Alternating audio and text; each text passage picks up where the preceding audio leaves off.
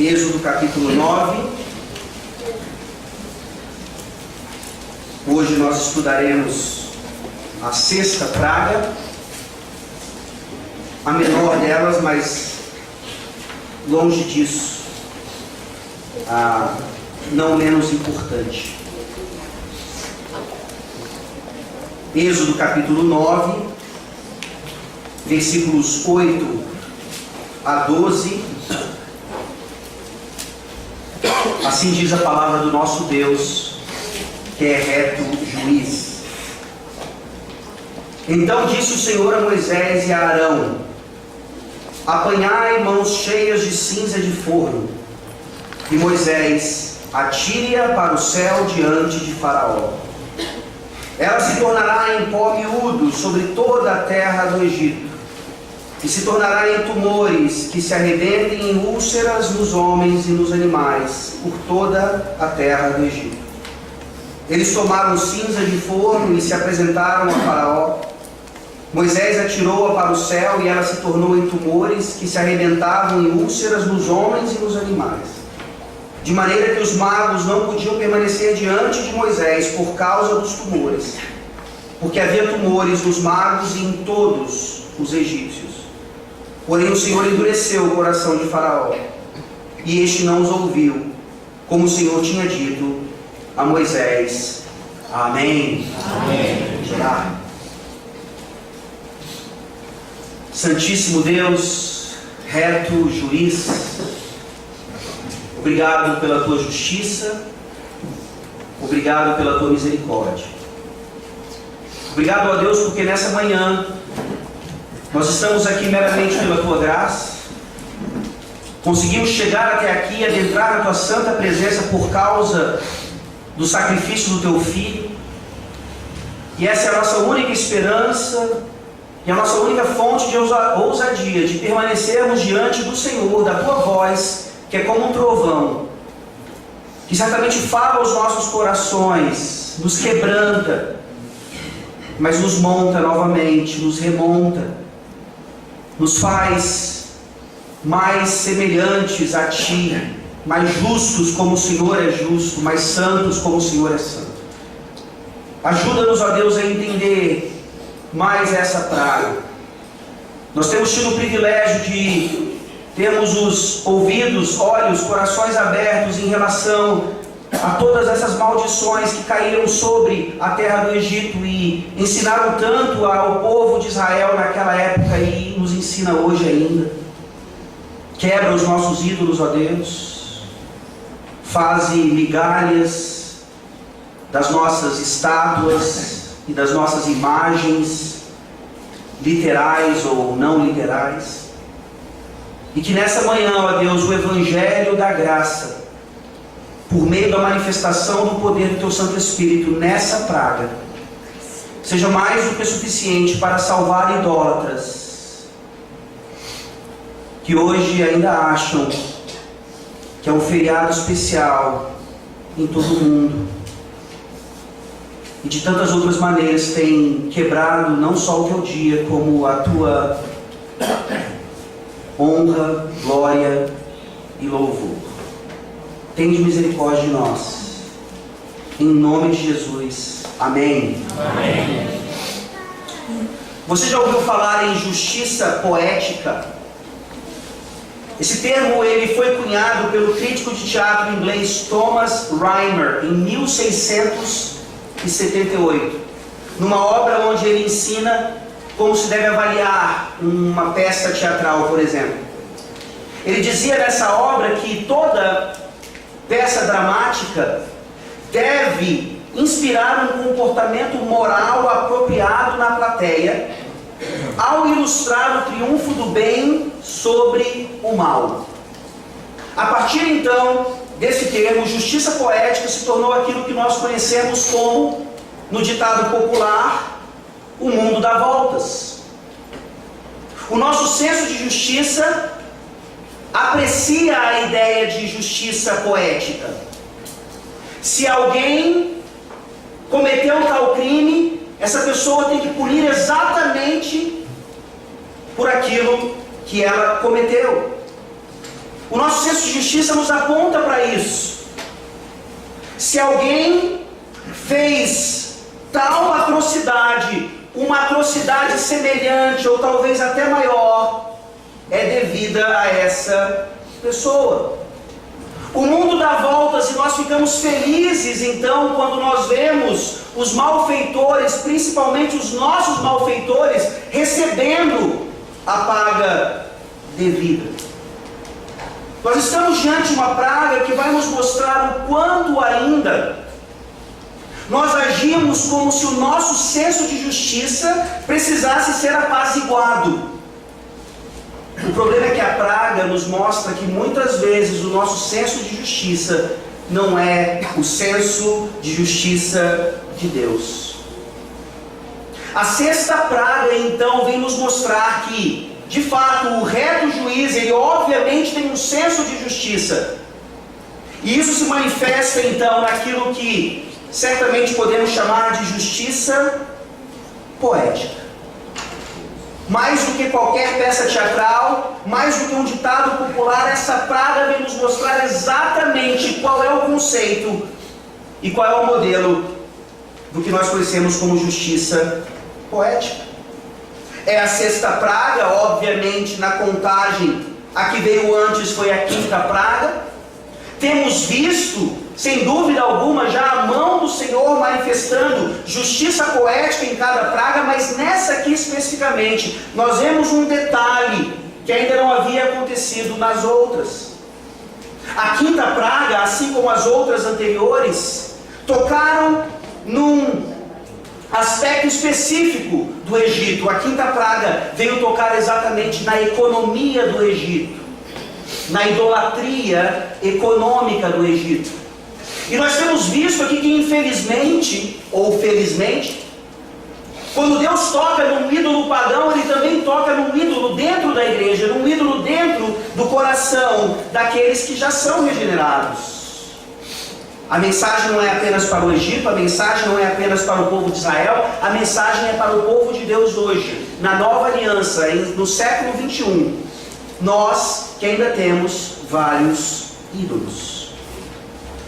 Ou seja, nessa sexta praga, nós veremos que em sua justiça poética, Yahvé demonstra ainda mais o peso da sua glória e o bem da sua graça medicinal.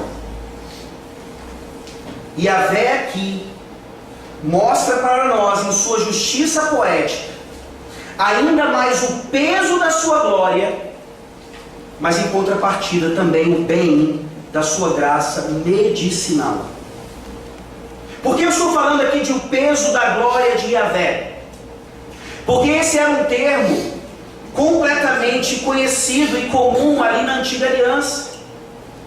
A ideia da glória do Senhor ser pesada, a glória do Senhor manifestar então por meio de seus atributos tudo aquilo que Ele realmente é e o que nós somos, e como devemos então nos prostrar diante desse que não é meramente criador, mas também é juiz, como fica claro nesta praga.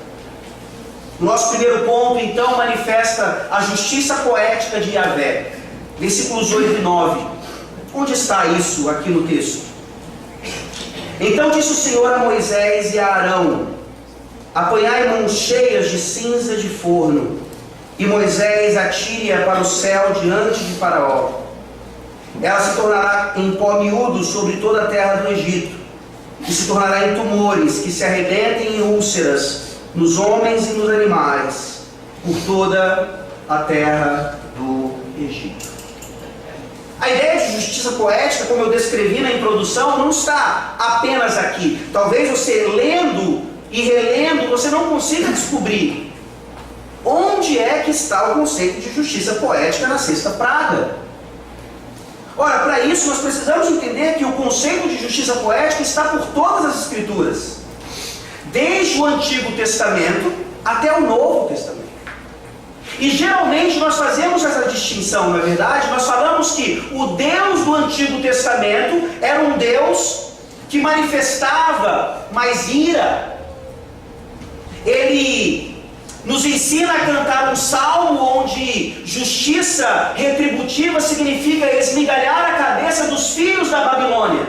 Que Deus é esse? O Deus do Antigo Testamento. O Deus do Antigo Testamento que era carrasco, que era guerreiro, que manifestava pouco amor, talvez nada de amor. O Deus que ensinou na sua lei que justiça poética nada mais é do que justiça retributiva, olho por olho e dente por dente. E agora, graças a Deus, então Jesus Cristo veio para fazer acabar esse conceito tão duro de justiça de Deus e da sua lei. Mas será que isso acontece de fato na Nova Aliança? Será que isso acontece de fato no Sermão do Monte, quando Jesus está explicando, na verdade, o que é olho por olho e dente por dente, e não acabando com esse conceito, muito pelo contrário, cumprindo-o e consumando? Abra sua Bíblia, por favor, em Gálatas 6, Gálatas capítulo 6, versículo 7. Queridos irmãos, o conceito de justiça retributiva certamente não se resume ou não se restringe ao Antigo Testamento. Gálatas capítulo 6, versículo 7. Nos fala como a nova aliança continua essa teologia de justiça da antiga aliança. Gálatas 6, 7. Vocês conhecem o versículo, mas eu faço questão de ler para ficar bem frisado essa questão. Não vos enganeis, de Deus não se zomba, pois aquilo que o homem semear, isso também ceifará. O mundo dá voltas. Talvez assim uma tradução dos nossos dias, contemporânea, com a linguagem de hoje, traduziria esse versículo. O mundo dá voltas, especialmente no mundo criado por Deus. De Deus não se zomba. Se hoje você acha que está se saindo bem com a sua zombaria em relação a Deus, espere o dia de amanhã e você vai ver o que vai acontecer. Sem dúvida. Nós olhamos então para o direito, dito com letra maiúscula, essa arte, essa área do conhecimento, e nós vemos ali então, dentro do direito penal e de outras áreas do direito, então a partir desse conceito, tanto a necessidade de punição, como a proporcionalidade da punição. São as duas coisas. E às vezes nós estamos prontíssimos a tratar da necessidade da punição, mas não tão prontos assim a entender o que é a proporcionalidade da punição, tanto para menos quanto para mais. Basta você ver o seu próprio senso de autojustiça agora. Quando nós queremos a punição de outros, a punição parece branda. Mas quando a punição agora precisa estar no nosso meio, ou em mim, ou nos meus filhos, ou nos meus mais próximos, parece que a punição é dura demais. Talvez ela nem deva acontecer. Nós sabemos que nós fazemos isso, infelizmente. Nós achamos que os políticos corruptos devem todos ser presos e pagar pelo que eles fizeram. Mas a nossa corrupção diária, cotidiana, ela não merece tanto a punição proporcional a ela devida.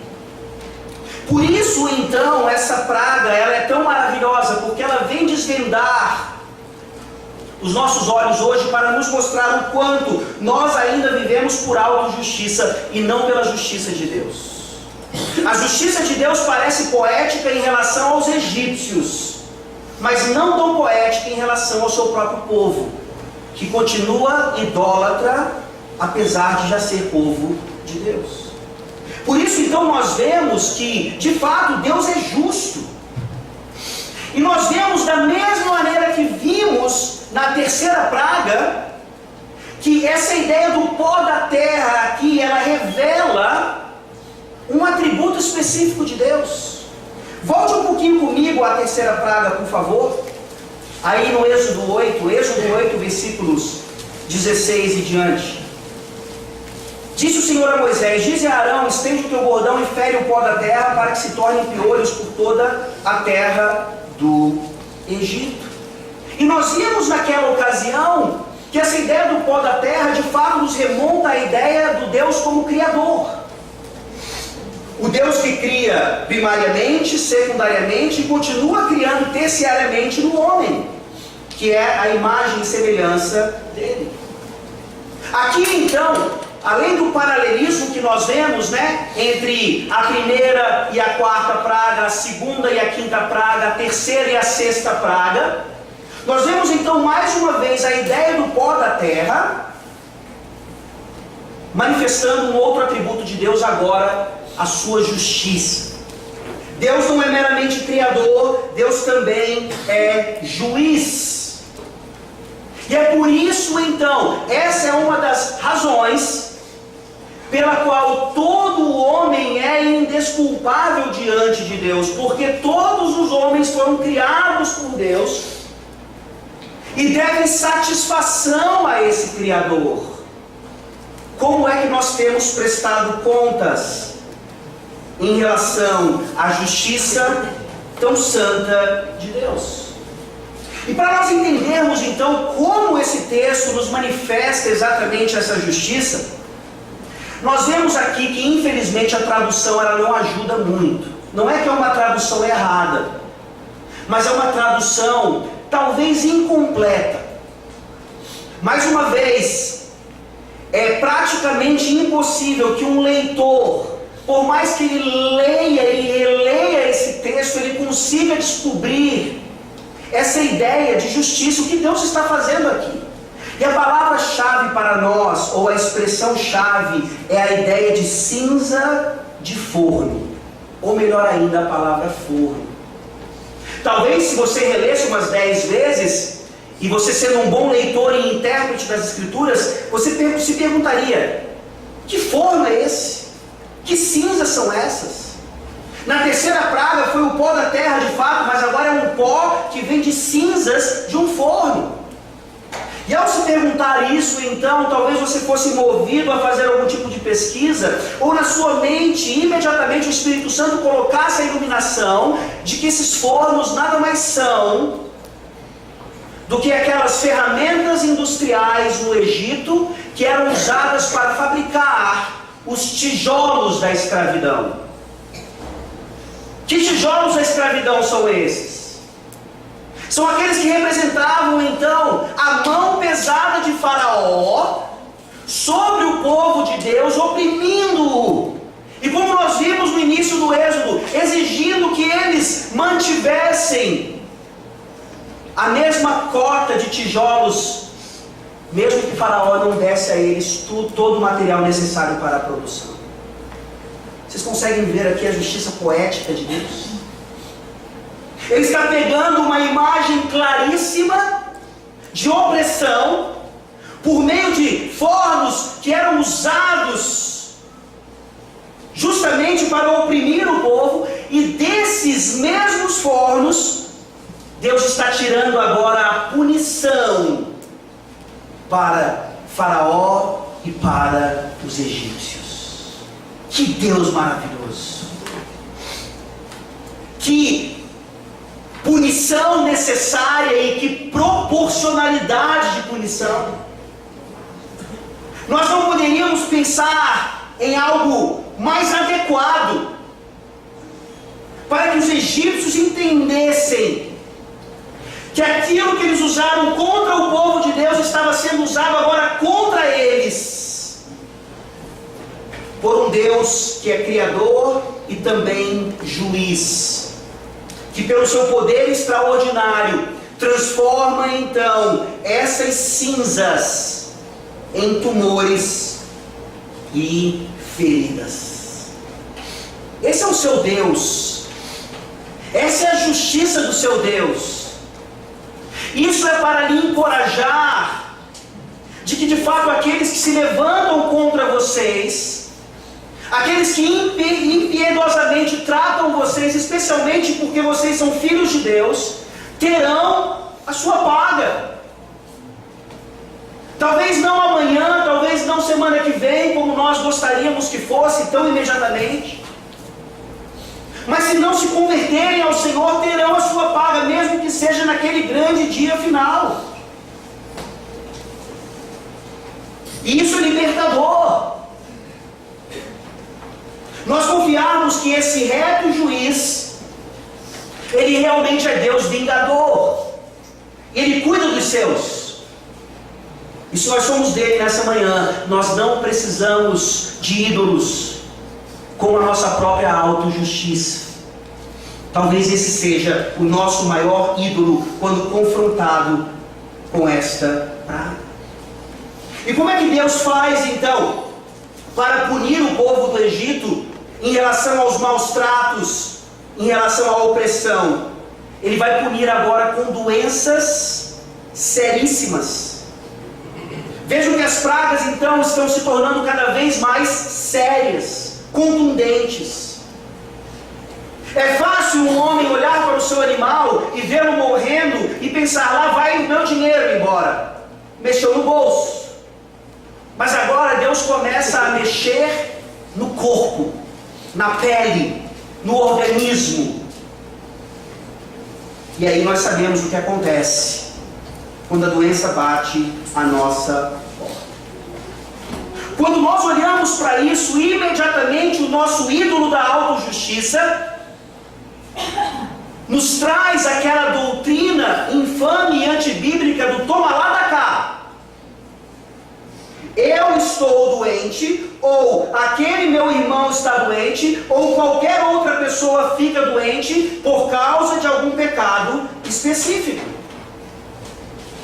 Será que isso é verdade nas Escrituras Sagradas? E nós percebemos que a resposta é tanto sim e não. Claramente aqui nós vemos Deus estabelecendo úlceras por meio do pó das cinzas dos fornos, como uma punição direta aos pecados gravíssimos de Faraó e do povo do Egito. Mas nós vemos isso acontecendo também dentro do povo de Deus. Abra sua Bíblia, por favor, em Deuteronômio 28. Deuteronômio 28, a partir do versículo 15, a leitura até o versículo 27, ela é extraordinária nesse sentido, mas não leremos depois em casa. Se puder, faça isso com a sua família, para você perceber então aqui que essa justiça poética de Deus, ela não está limitada aos ímpios, mas ela se encaixa perfeitamente aos seus, quando os seus agem como ímpios. Deuteronômio 28, versículo 15.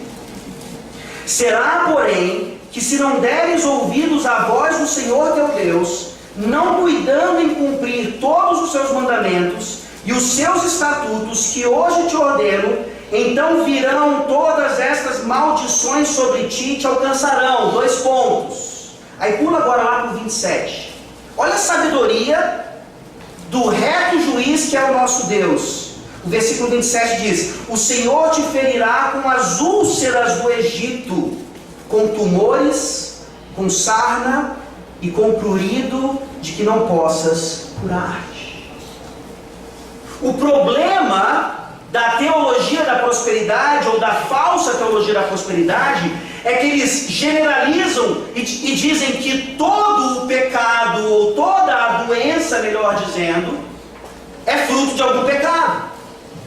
É fruto da sua falta de fé. E aí eles chegam então e falam que é fruto, na verdade, da sua falta de dizimar na igreja.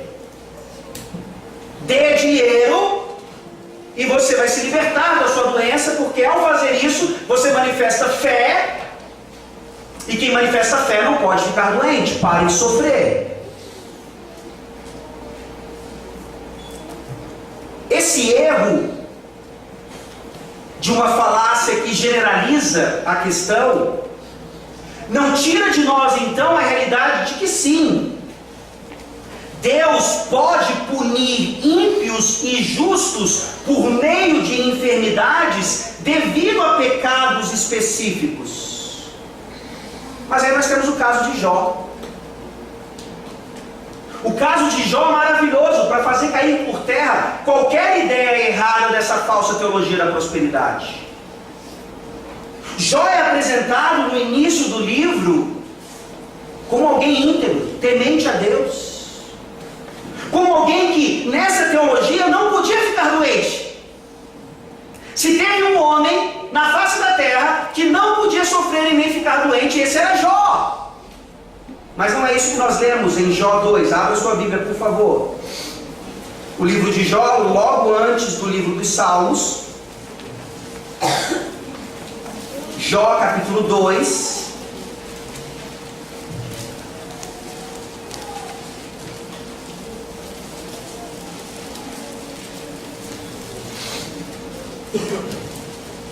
Jó, capítulo 2, versículos 7 e 8. Então saiu Satanás da presença do Senhor e feriu a Jó de tumores malignos, desde a planta do pé até o alto da cabeça. Jó, sentado em cinza, tomou um caco para com ele raspar-se.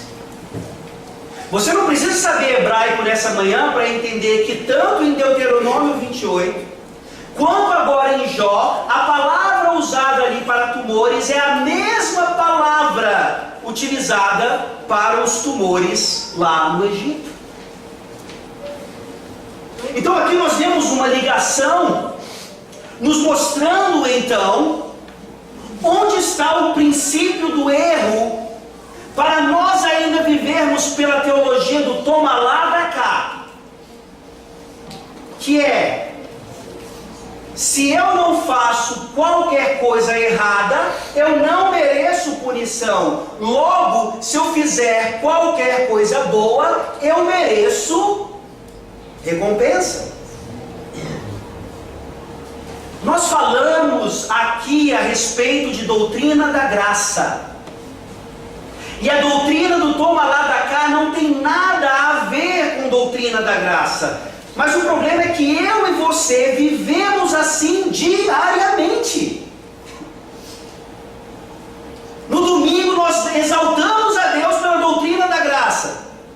É no culto, é na escola dominical, é no departamento infantil, é graça, graça, graça. Aí chega segunda-feira, toma lá, dá cá. Isso nos mostra o quanto nós precisamos ouvir do Evangelho da Graça sempre e constantemente, porque nós insistimos em viver pelas obras, nós insistimos em viver pelos méritos. O nosso ídolo da autojustiça é o ídolo do mérito. Quanto mérito você tem nessa manhã para não estar doente? Aí você diz: a minha alimentação, pastor, a medicina preventiva. Assim que eu fico doente, eu tomo remédio, eu cuido da minha saúde como ninguém. E a graça, meu irmão? Onde está a graça de Deus dando a você saúde? Ou, aí não gostamos tanto, tirando de nós saúde. Veja, a doutrina do toma lá da cá nos mostra que nós não conhecemos realmente a justiça de Deus. A confrontação dessa praga é exatamente para nos livrarmos desse ídolo da autojustiça, para que então nos entreguemos completamente à justiça plena de Deus, para que então não sejamos como os amigos de Jó. Os amigos de Jó, eles representavam bem a falsa teologia da prosperidade àquela época. Jó, confessa o teu pecado, com certeza tem alguma coisa escondida aí para você estar passando por isso. Esse é o enredo do livro. E Jó então, ele tenta, ele busca, ele fala: por favor, me mostrem nada. Mas eles insistem, e ao insistir, o que eles estão dizendo? Jó, se você fosse santo como nós somos, você não estaria passando por isso. Jó, tem alguma coisa que você está escondendo, que você precisa tirar do armário do seu coração, para que então Deus seja gracioso para contigo. Mostra o mérito, Jó, que Deus vai derramar saúde. Mostra o mérito, Jó, que Deus vai lhe dar a recompensa material que Ele tirou de você. Ou, na verdade, Satanás tirou. Nós olhamos para a vida, e porque não conhecemos e nem cremos na justiça de Deus à luz das Escrituras, nós vivemos como os amigos de Jó.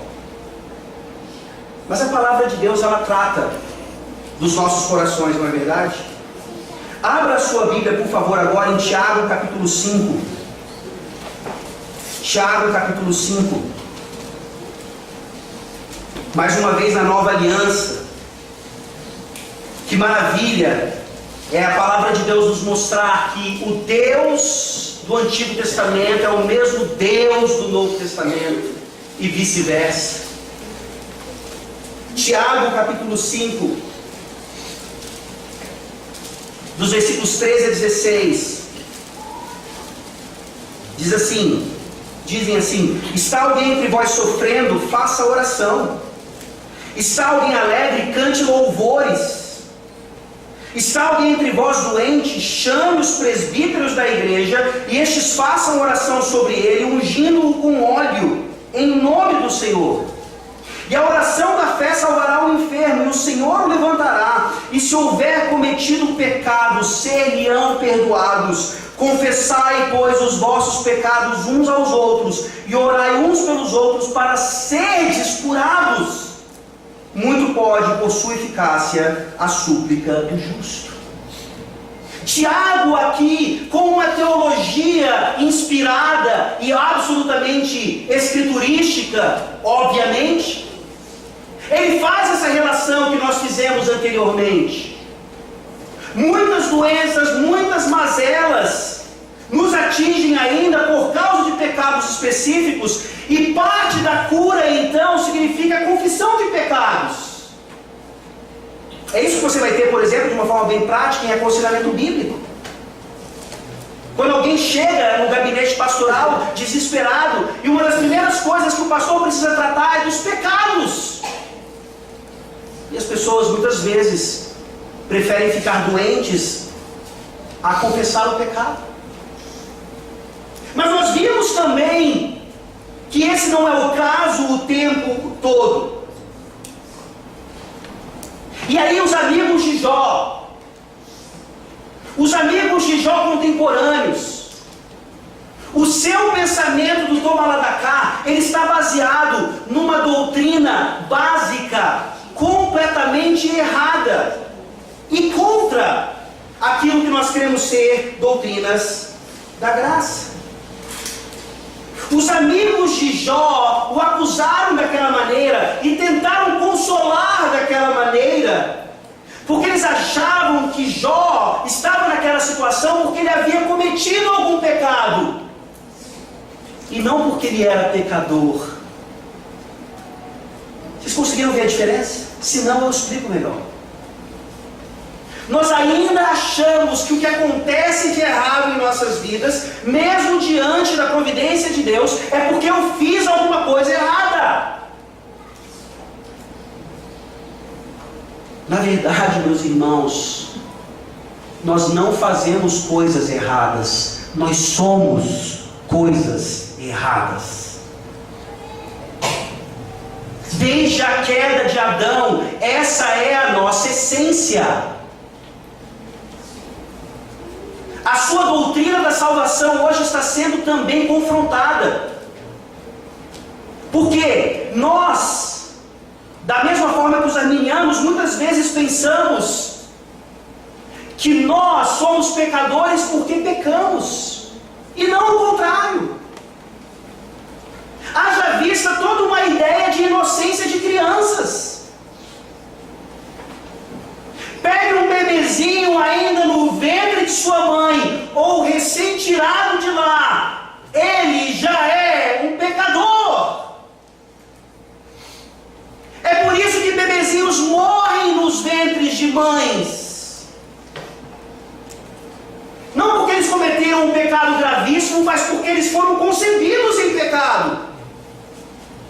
É por isso que bebês recém-nascidos, para nossa tristeza, morrem com 10 dias. Porque eles saem do ventre da mãe já pecando. Não mataram ninguém, não desobedeceram ninguém de uma forma intransigente, mas porque são pecado, eles morrem. Será que nós realmente cremos nisso?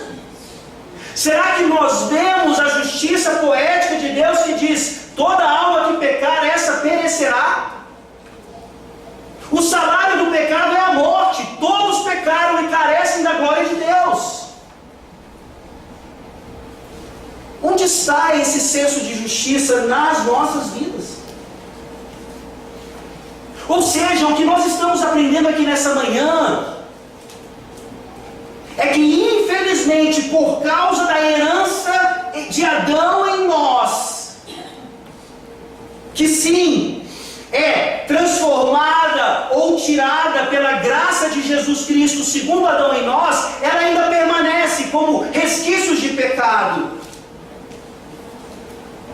E por isso você ainda fica doente. E por isso o câncer ainda bate a sua porta. E por isso você ainda é idólatra.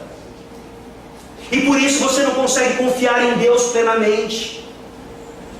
E por isso você precisa ouvir sobre as pragas e ver ainda quantos ídolos precisam ser destruídos na sua vida.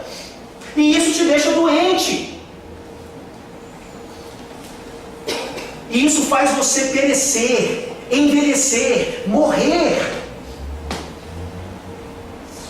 Olha como a doutrina também, fruto do arminianismo, é errada, a doutrina do perfeccionismo. Aí sim, se você consegue ser perfeito nessa vida, não vai ter doença para você. Pode ter certeza disso. Mas se você sabe que se há algum tipo de resquício de pecado no seu coração, por mínimo que ele seja, isso é suficiente para Deus te levar para a cama e tratar de você ali. Como é que a nossa autojustiça reage, meus irmãos? Se você não reage assim, nos ensine o segredo, porque nós precisamos então aprender com você. Mas se você reage, veja então como é o ídolo da autojustiça que faz isso. O meu câncer não é justo. Não é. Eu sou bom. Eu sou filho da aliança. Eu frequento a igreja desde cedo. Eu fiz a minha profissão de fé com 12 anos de idade. Eu fui presidente da UMPE. Eu sou presidente agora da UPH ou da SAF. Eu não mereço o câncer. Eu dedico a minha vida para a igreja. Eu não mereço. Talvez eu esteja sendo drástico demais. E por isso eu digo, sem nenhuma ironia, se você nunca pensou assim, ou se você não pensa assim, graças a Deus, que você continue sendo um modelo então para o povo de Deus. Porque é exatamente isso que Deus está trabalhando em nossos corações, que ainda idolatramos a nossa autojustiça, que ainda dizemos da boca para fora que cremos na graça de Deus e vivemos pela doutrina do toma lá da cá. Eu pergunto para você agora, isso nos leva ao segundo ponto. O que nós merecemos na verdade? Se você não merece o câncer, se você não merece a doença, se você não merece esse sofrimento ou aquele, você merece o inferno? Você merece a justiça poética de Deus por toda a eternidade? A gente sabe que a gente não pode responder essa pergunta da forma como nós gostaríamos. No fundo, lá no fundinho mesmo, eu acho que eu não mereço o inferno. Mas eu não posso dizer isso, porque as pessoas vão me julgar. graça de Deus e no que Cristo fez por mim. Mas eu vivo a minha vida como se eu não merecesse o inferno de fato. E vocês, crianças, não se enganem nessa manhã. Pais de crianças nessa manhã, não há nada de inocente em vocês. Se vocês não fugirem para Cristo, não crerem nele, vocês, criancinhas lindas e maravilhosas, vão para o inferno. Mesmo morrendo na mais tenra idade, sem ter alcançado a idade da razão. É isso que a praga está manifestando para nós. Por meio do entendimento de que agora Deus está tomando aquilo que era opressão para os filhos de Deus, e está fazendo isso se virar contra Faraó e contra o Egito e todos os animais que ainda estavam ali vivos.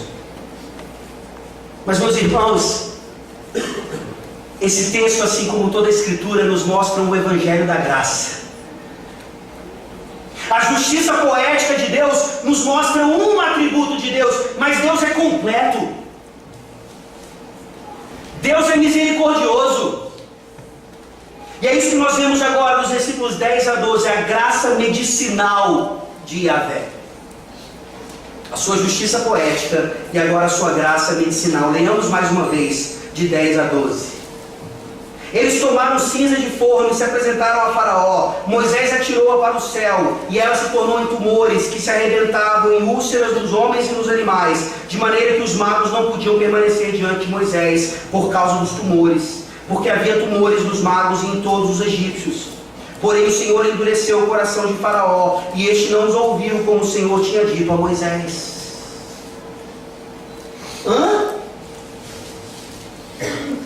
Se já é difícil ver a tal justiça poética nos primeiros versículos, como assim graça medicinal agora? E nós vemos exatamente essa questão. Quando Deus demonstra a sua justiça poética, Ele ao mesmo tempo demonstra que a solução para isso é Ele mesmo. Se você ainda não entendeu nessa manhã uma oportunidade de você se livrar de uma vez por todas do seu ídolo da autojustiça, aqui então agora Yahvé vai atacar diretamente a idolatria dos recursos medicinais.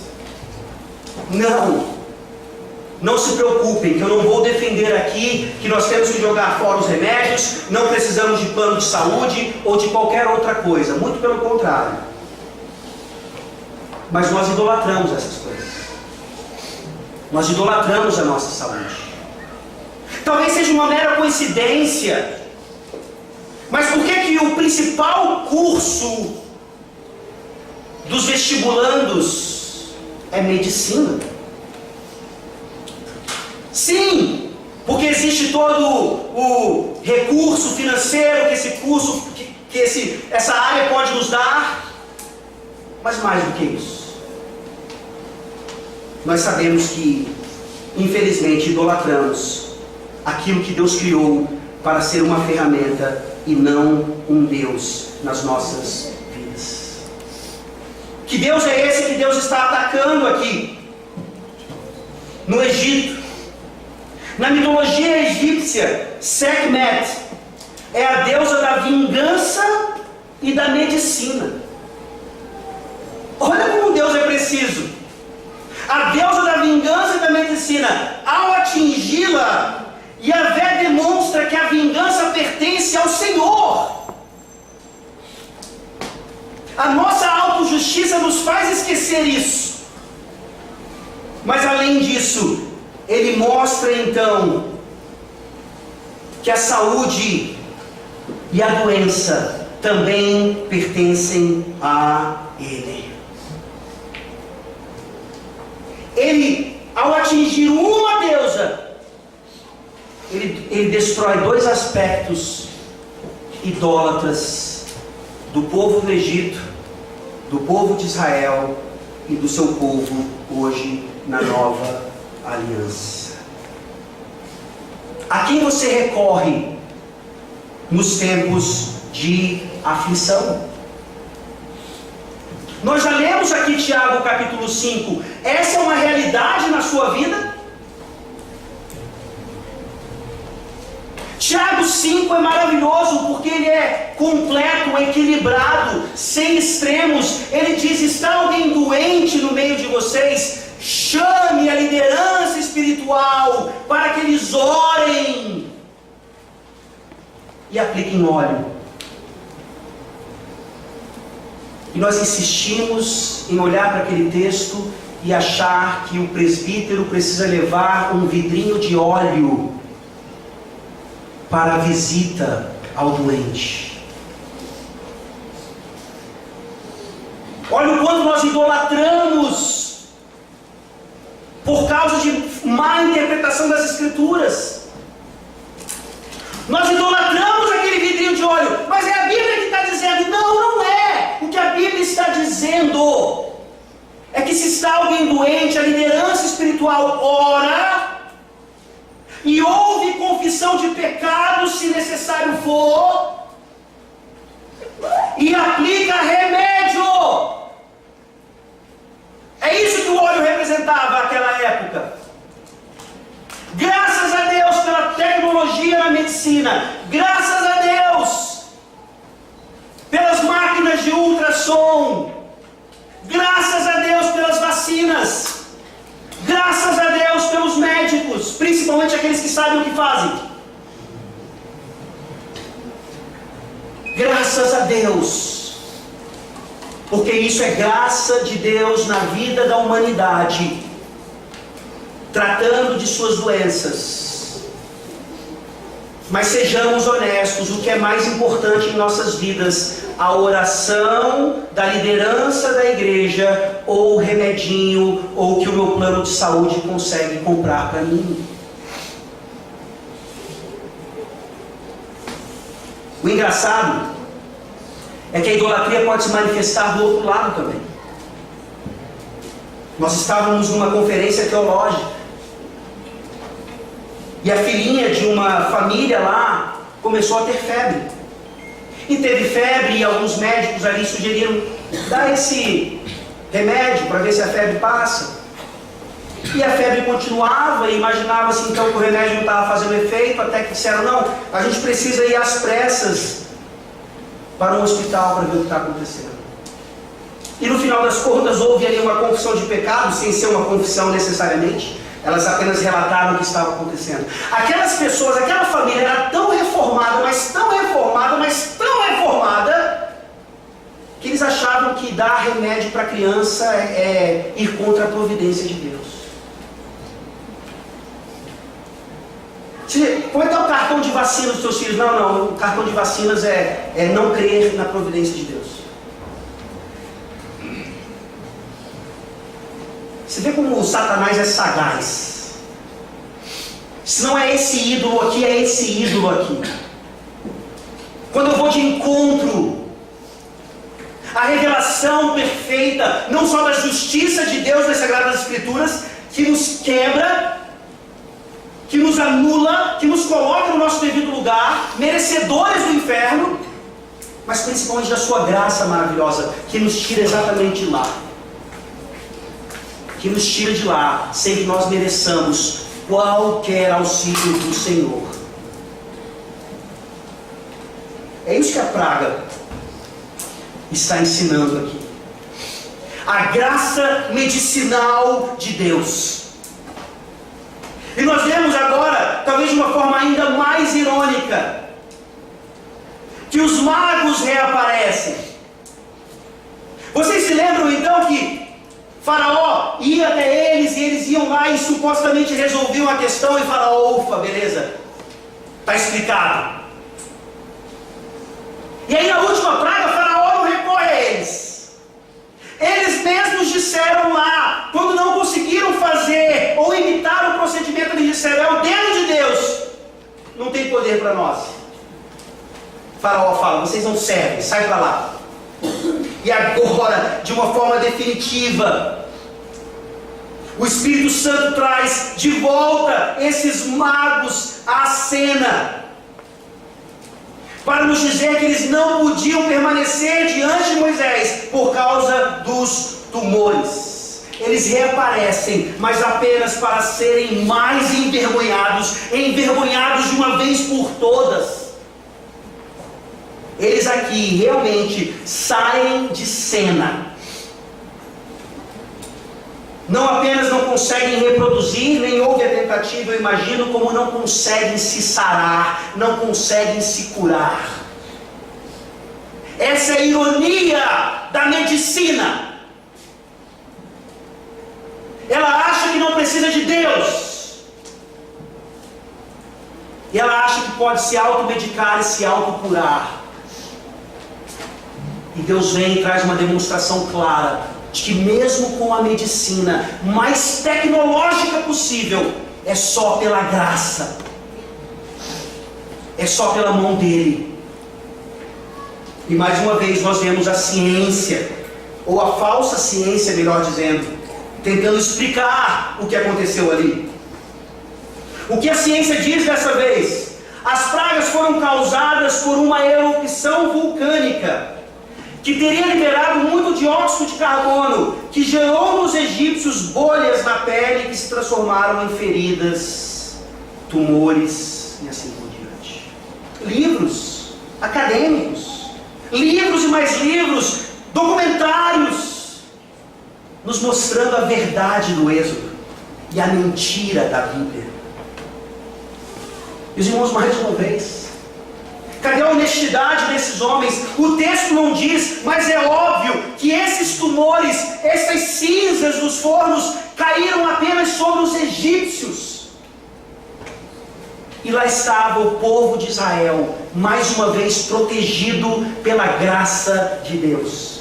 Me diga uma coisa: o que foi que o povo de Deus fez para que os tumores não caíssem sobre eles? Qual era o mérito deles? Nenhum! Eles só podiam olhar para os céus e falar: Deus, Yahvé, Senhor nosso, quão maravilhoso é o teu nome em toda a terra. Todos os inimigos estão castigados com tumores e nós estamos limpos. Que remédio é esse? Que vacina é essa? Que máquina de ultrassom é essa? Nenhuma! É a graça de Deus. Por favor, entendam. Não é uma coisa ou outra, são ambas. Mas na nossa idolatria, nós jogamos fora Deus, nós jogamos fora a sua graça e adoramos essas coisas. E adoramos essas coisas. O que nós merecemos, eu pergunto novamente. O que nós merecemos? Eu leio para vocês agora do artigo 1 dos cânones de Dort.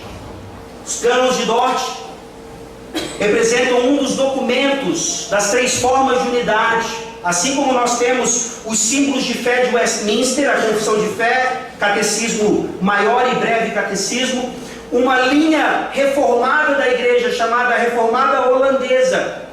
Ela tem como símbolos de fé os cânones de Dort, a confissão belga e o catecismo de Heidelberg.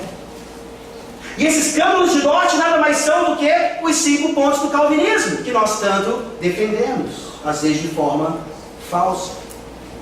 O primeiro artigo deles diz assim: como todos os homens pecaram em Adão, estão debaixo da maldição e merecem a morte eterna. Deus não teria feito injustiça a ninguém se tivesse resolvido deixar toda a raça humana no pecado e debaixo da maldição e condená-la por causa do seu pecado. Será que você realmente acredita nisso aqui? Pode não ser o símbolo de fé da sua igreja, mas creia em mim, isso aqui é Bíblia, e Bíblia aplicada. Se você não crê nisso aqui que eu vou repetir, não haveria injustiça qualquer em Deus se Ele tivesse resolvido deixar toda a raça humana no pecado e debaixo da maldição. Você acredita nisso? Esse é o começo do livramento de você mesmo, da sua autojustiça. O começo do conhecimento do que é a justiça de Deus e não a dos homens. O conhecimento de que justiça poética diz muito mais respeito à vingança pertence ao Senhor do que o mundo dá voltas ou toma lá, dá cá. Os cânones de Dort não podiam estar mais certos em seu artigo 1. E a Bíblia, obviamente, diz a mesma coisa no versículo 12 de Êxodo 9, e aqui nós terminamos. Porque o Senhor endureceu o coração de Faraó, e este não os ouviu, como o Senhor tinha dito a Moisés. Não percam a próxima mensagem em Êxodo, porque é uma explicação detalhada disso que provavelmente você ainda não entende bem, não lhe cai bem. Se desce ao seu coração, desce empurrado, goela abaixo. Como é que Deus pode endurecer o coração de Faraó e ainda assim a culpa ser dele pela maldade que ele fez e continuava fazendo ao povo de Israel? Isso é o entendimento bíblico do que é a justiça de Deus e não a dos homens. Por que é graça medicinal, meus irmãos? Por que não é um contraponto? O Deus do Antigo Testamento era justiça, o Deus do Novo Testamento agora é graça. Porque você vê graça aqui.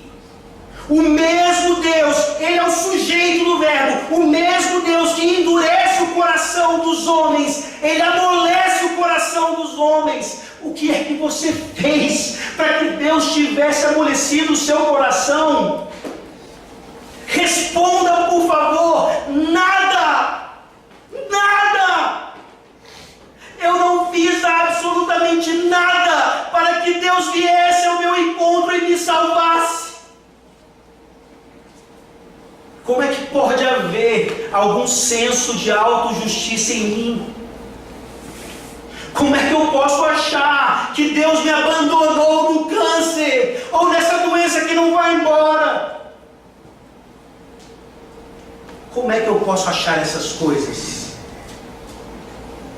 Que é fruto ou são frutos de idolatria.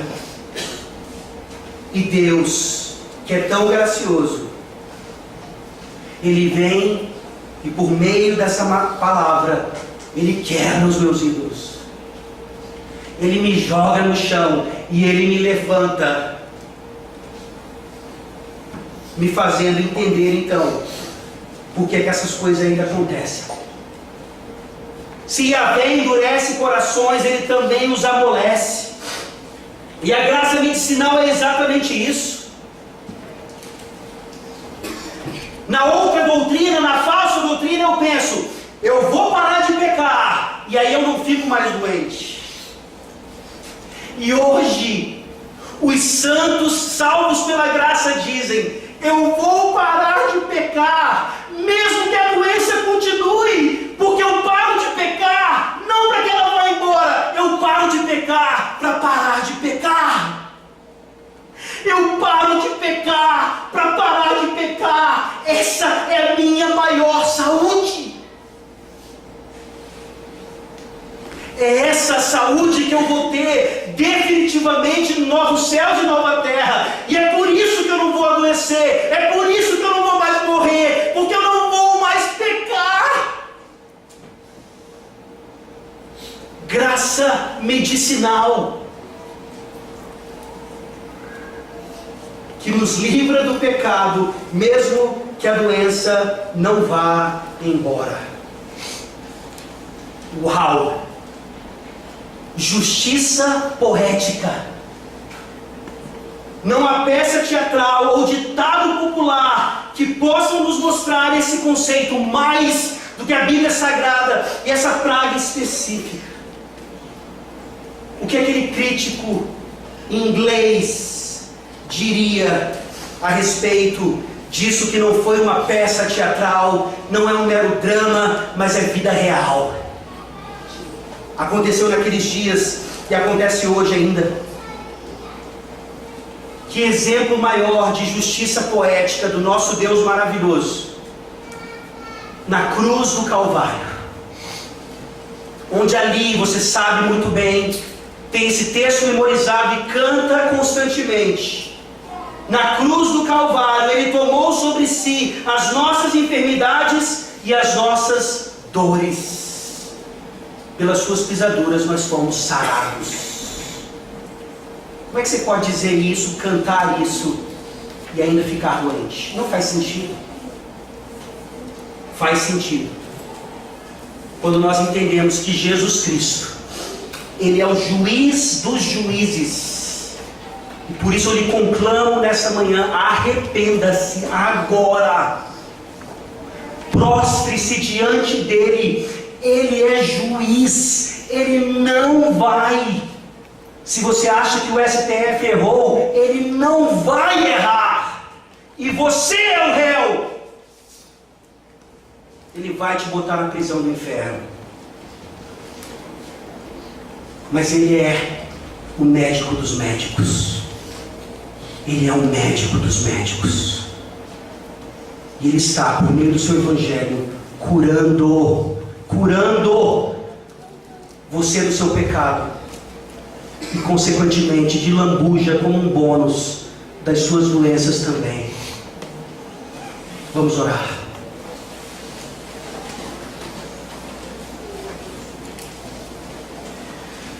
Ó Senhor Deus, somente o Teu Santo Espírito para nos trazer os tesouros de um texto como esse. Somente o Teu Santo Espírito e a Tua graça bendita, medicinal, para nos fazer ouvir aquilo que precisamos ouvir. Obrigado pelo Evangelho verdadeiro, obrigado pelo Evangelho genuíno, que não esconde de nós a Tua justiça, a Tua ira. Pelo contrário, nos mostra todos os Teus atributos, todo o Teu ser, nos dando inclusive então a nossa esperança na Tua graça, no Teu amor, na Tua misericórdia. Só o Teu Santo Espírito pode nos iluminar para entender o texto dessa forma. Só o Teu Santo Espírito pode salvar pecadores de suas doenças nessa manhã. Muitos entraram sem Cristo.